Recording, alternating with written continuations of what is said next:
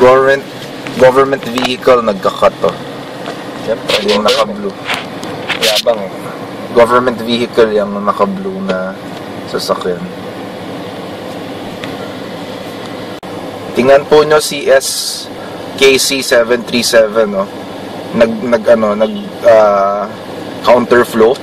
Yan po ang mga klase ng government official sa Philippines, no?